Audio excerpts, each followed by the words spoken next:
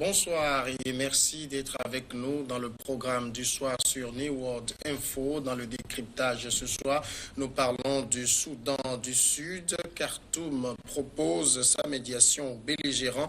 Le président soudanais Omar El-Béchir a offert ses bons offices aux belligérants du conflit sud-soudanais en proposant d'accueillir les pourparlers de paix.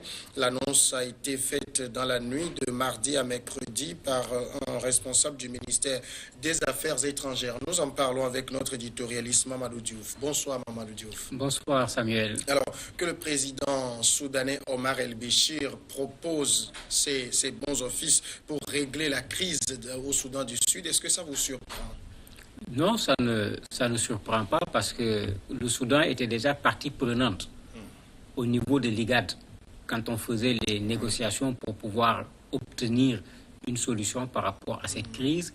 La deuxième chose, quand on dit Soudan du Sud, c'est l'ancienne partie du Soudan qu'on a coupé pour pouvoir créer le Soudan du Sud. Troisième élément, le Soudan, tout comme n'importe quel autre pays, n'a aucun intérêt à voir le pays qui est à sa frontière en train de faire une guerre, avec tout ce que ça peut entraîner comme trafic d'armes, toutes sortes de trafics, déplacement de population, etc. Donc si l'IGAD ne parvient pas à trouver une solution par rapport à ce problème, effectivement, l'État soudanais a intérêt à aller proposer ses bons offices à deux personnes que l'État soudanais connaît très bien pour voir dans quelle mesure trouver une solution qui fera l'affaire du Soudan du Sud, mais qui fera également l'affaire du Soudan. Est-ce que dans ce conflit, le Soudan et surtout Omar El-Béchir est la meilleure personne pour proposer ses bons offices dans la mesure où, pour avoir l'indépendance, on a dû combattre contre le gouvernement soudanais? Oui, ils peuvent l'écouter aujourd'hui puisque c'est les deux qui l'avaient combattu ensemble qui se combattent aujourd'hui. D'ailleurs, même, on a parfois reproché au Soudan d'être plutôt proche de celui qui est exilé aujourd'hui, Riek Machar, que par rapport à Salva Kiir, mais il n'y a pas de preuves concrètes par rapport à une telle chose. Et je me dis que la situation dans laquelle se trouve le Soudan du Sud aujourd'hui, Khartoum peut parfaitement venir comme un médiateur, aider à résoudre ce problème.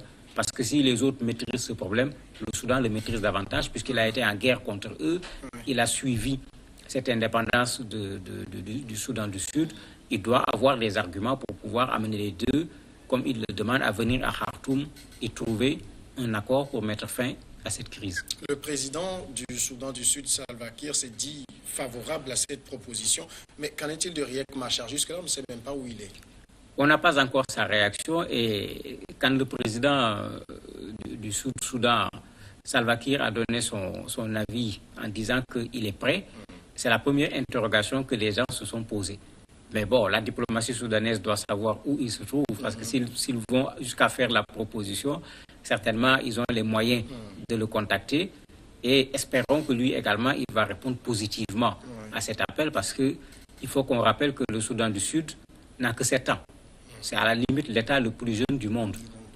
Mais 7 ans d'existence, 5 ans de guerre civile, des dizaines de milliers de morts, 4 millions de populations déplacées, quand même...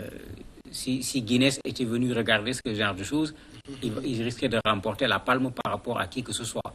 Donc, ils ont eux-mêmes intérêt à trouver une solution par rapport à cette crise qui perdure.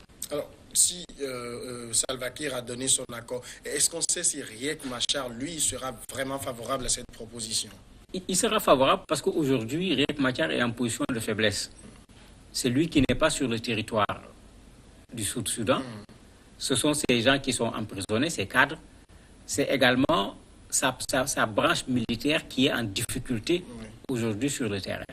Donc lui, il a intérêt à aller autour d'une table de négociation pour essayer de gagner autour de cette table ce qu'il n'a pas gagné sur le terrain militaire.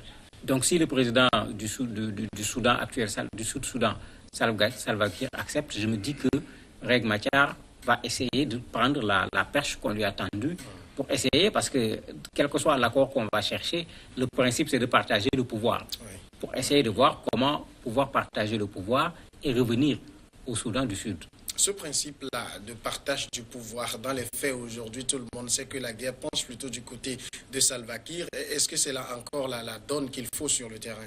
C'est la donne qu'il faut parce que si on n'accepte pas le principe de partage du pouvoir, il y a deux solutions. Soit Riek Machar refuse de venir, il n'y a pas de négociation. Et s'il refuse de venir, ce n'est pas qu'il va aller croiser les bras. Oui. Il va certainement organiser une rébellion pour essayer de conquérir le pouvoir par les armes, à défaut de pouvoir obtenir une partie du pouvoir au niveau des négociations. Et c'est pourquoi, quelles que soient les médiations qu'on a envoyées, toutes les médiations ont tablé sur cet aspect partage du pouvoir, puisque c'est eux deux qui avaient mené la résistance pour amener le Soudan du Sud au niveau de l'indépendance. Il est logique qu'on les voit en train de partager le pouvoir après cette indépendance. Il y a eu des menaces de sanctions bien de la part de l'Union africaine comme de la part de l'ONU qui n'ont jusque-là pas amené les belligérants à respecter l'accord de paix signé. Qu'est-ce qui fait que, qu'est-ce qui prouve que l'offre de Khartoum sera la meilleure? Bon, attendons de voir, parce que l'Union africaine avait dit si les négociations de l'IGAD échouent, des sanctions vont tomber. Oui. Bon, c'est clair que les négociations ont échoué aujourd'hui. On va attendre de voir qu'est-ce qu'ils vont faire comme sanction. Pour le Conseil de sécurité, ils attendent la fin du mois de juin. Parce qu'ils ont saisi le secrétaire général Antonio Guterres pour lui dire de suivre cette affaire. Et il faut qu'on trouve quelque chose, un accord, ils se disent même un accord viable. Au plus tard, à la fin du mois de juin. Et s'il n'y a pas d'accord, eux, ils ont même déjà commencé à cibler des personnes qui vont être sanctionnées, en particulier le ministre de la Défense du Sud-Soudan, 5 responsables qu'ils n'ont pas cités, et ils menacent même d'un embargo sur les armes par rapport au Sud-Soudan de façon générale. Donc, il y a des sanctions en vue. Mais pour le moment, il n'y a pas encore de sanctions réelles par rapport à cela. Est-ce que maintenant, le Soudan va pouvoir réussir sa médiation? La meilleure chose qu'on puisse faire, c'est de le souhaiter, parce que quoi qu'on dise, c'est un pays qui est frontalier et qui a un intérêt économique par rapport au Soudan du Sud. Parce que les gens l'oublient, le Soudan avait commencé à se développer parce qu'il y a du pétrole au niveau du Soudan du Sud. Et 75% du pétrole de l'ancien Soudan se trouve au niveau du Soudan du Sud. Le Soudan avait déjà fait le travail, les oléoducs passent par le Soudan. Et aujourd'hui, la guerre empêche cette exploitation du pétrole et le Soudan subit le contre-coup parce que ce qu'il recevait comme taxes et autres à cause du passage du pétrole, ils ne le reçoivent plus parce qu'avec la guerre, le pétrole n'est pas exploité comme il se doit. Donc ce n'est pas seulement sur le plan politique que le Soudan est intéressé, mais sur le plan économique également, le Soudan a intérêt que son voisin vive dans la paix. En fait, le conflit du Soudan du Sud, est-ce que c'est simplement un conflit de partage de pouvoir entre deux hommes? Non, pas du tout. Il s'y ajoute également un conflit à caractère ethnique entre les Dinka et les Nuer, qui est là. Même les Nations Unies insistent sur cette question, puisque on parle même de crimes de guerre. Parce que parfois, les uns sont allés s'en prendre aux autres. Il y a eu des tueries de façon barbare. Des femmes ont été violées, tout simplement parce qu'ils appartenaient à un groupe déterminé. Et ça, c'est également un des dangers par rapport à cette crise au niveau du Soudan. Ce n'est pas une affaire à régler entre les deux premières personnes, Riek Machar et Salva Kiir, mais il faut régler également cette question ethnique qui, si elle n'est pas réglée, peut exploser encore à tout moment. Mais les solutions qu'on propose aujourd'hui semblent plus se focaliser sur le partage du pouvoir. Oui, puisque en fait, avec le partage du pouvoir, les gens veulent que les armes se taisent. Mais dans le processus, le retour à la normale dans ce pays ne va pas se faire juste sur le fait qu'on mette Salva Kiir président, Riek Machar vice-président, comme ça avait été d'ailleurs fait au départ. Il y a d'autres problèmes qui sont là qu'il faut résoudre. Parce que c'est ces problèmes qui ont amené la situation actuelle. Puisque Salva Kiir, le président, avait reproché à son vice-président Riek Machar d'être en train de fomenter un coup d'État avec son groupe ethnique pour le renverser lui et son groupe ethnique. Donc c'est vrai qu'aujourd'hui, on veut que les armes se taisent. C'est pourquoi on veut prendre les deux capitaines pour les mettre ensemble, pour qu'il y ait un cessez-le-feu et qu'on puisse maintenant régler le problème. Mais il va falloir régler le problème de fond. Et dans le problème de fond, il y a cet affrontement entre ces deux ethnies. Il va falloir trouver une solution. Jusque-là, les sanctions ne visent pas directement les deux principaux concernés. Malheureusement, c'est ce qui fait que on menace, on parle du ministre des Affaires, du ministre de la Défense plutôt.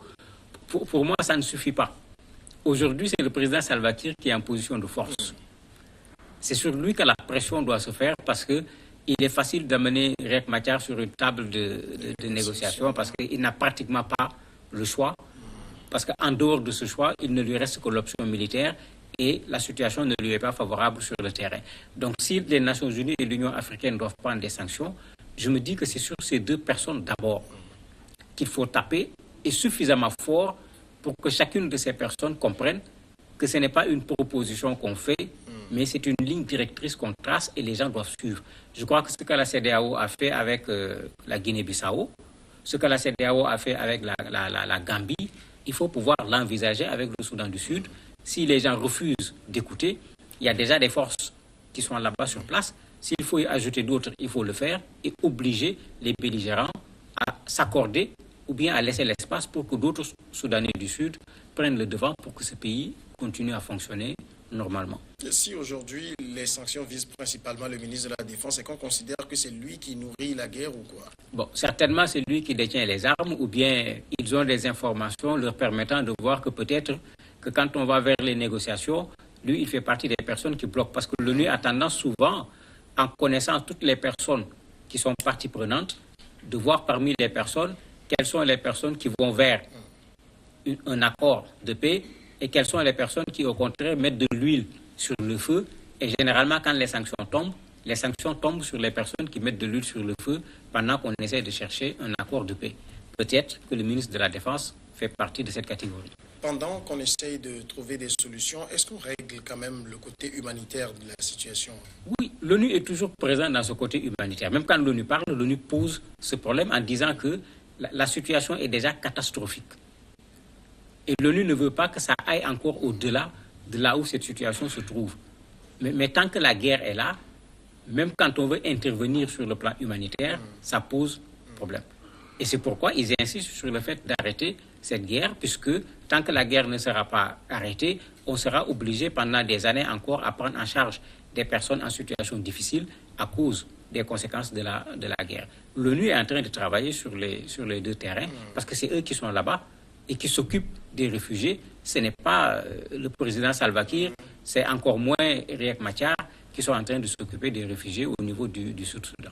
Mamadou Diouf, merci d'être passé répondre à nos questions. C'est moi qui vous remercie. Nous marquons maintenant la pause et nous recevons l'invité de ce jour.